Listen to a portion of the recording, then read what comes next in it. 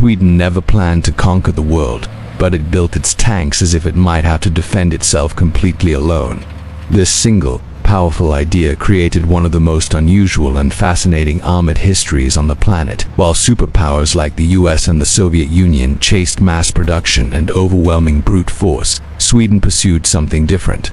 They focused on survivability, adaptability, and clever engineering designed specifically for their unique terrain of forests, snow, and narrow, winding roads. The result was a lineage of tanks that often looked strange, sometimes radical, and were frequently decades ahead of their time. This is the story of how a neutral nation built some of the world's most intelligent tanks. Sweden's tank story really begins in the shadows after World War I. As a neutral country with limited experience in building armored vehicles, they had to look outward for inspiration and technology.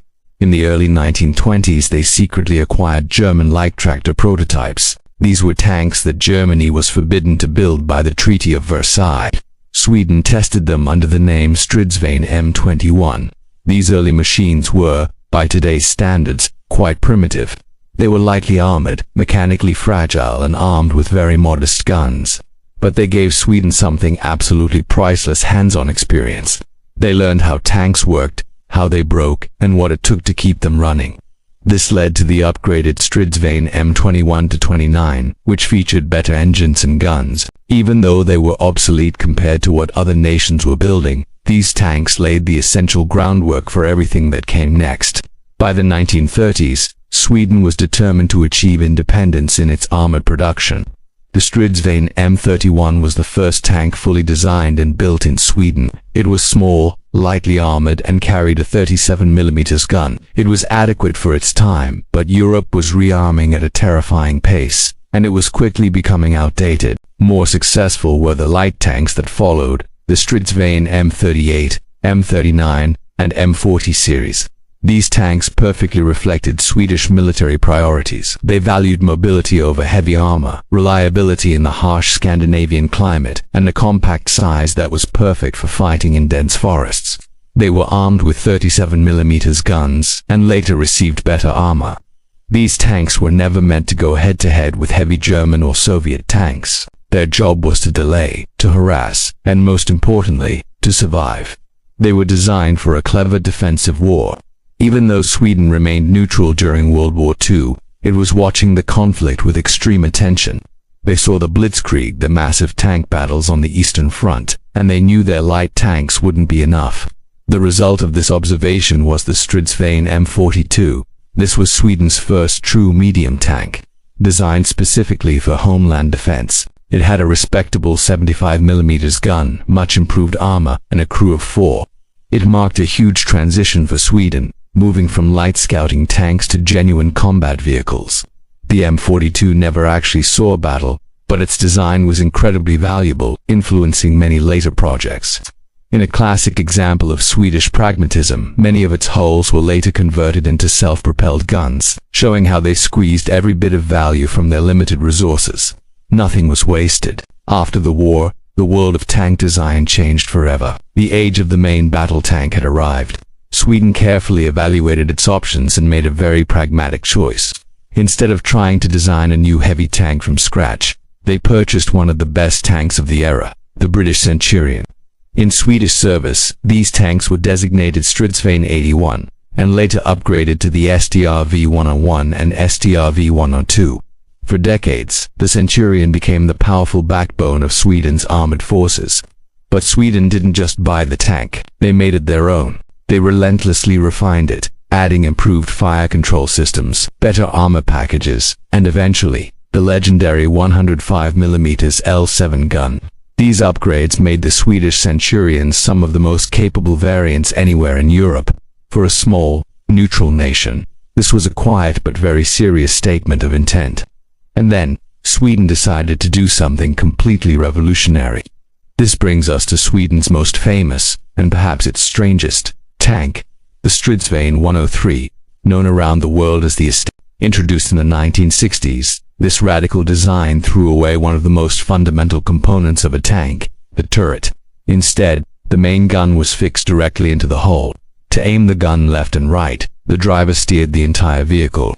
To aim it up and down, The driver adjusted the tank's advanced hydropneumatic suspension, raising or lowering the entire hull. This bizarre design had a brilliant purpose. By removing the turret, the S-tank had an incredibly low profile, making it a tiny target that was extremely hard to hit. This was perfect for Sweden's defensive strategy of ambush tactics in forests and snow-covered hills. The S-tank was a pioneer of incredible innovations. It had that advanced suspension, an early and effective autoloader which reduced the crew to 3, and a crew layout that was optimized for survival. Its frontal armor was also exceptionally strong for its weight class. Critics at the time questioned its flexibility. How could a tank without a turret fight effectively? But in defensive trials, the S-tank proved to be a deadly and effective tank killer. It wasn't built for sweeping offensive campaigns across Europe, but that was never Sweden's goal. It was built to defend Sweden, and it was brilliant at it. By the late Cold War, technology had moved on again. The S-tank was a masterpiece of defensive design, but the nature of armored warfare was evolving.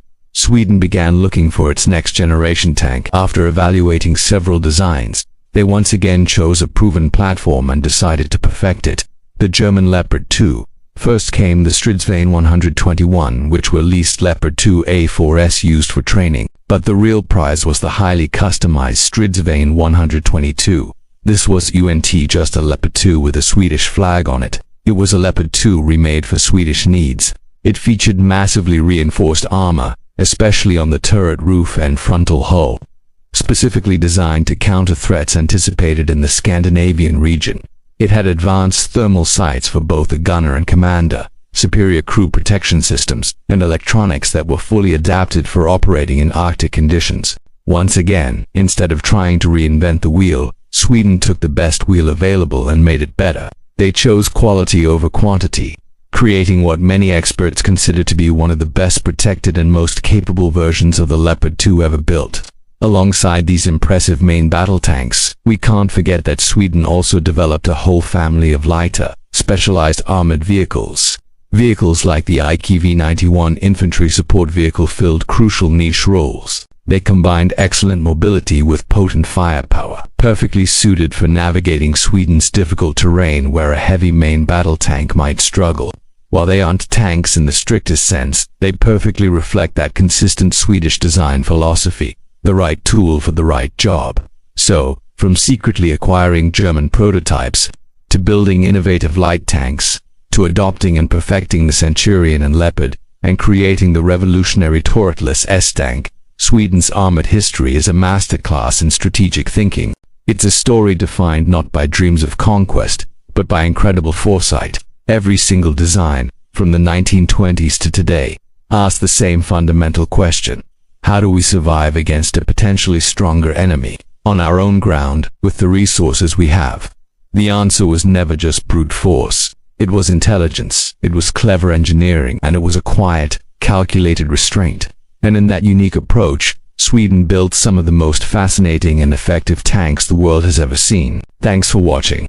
If you enjoyed this look into military history, be sure to like this video and subscribe to the channel for more stories like this. See you next time.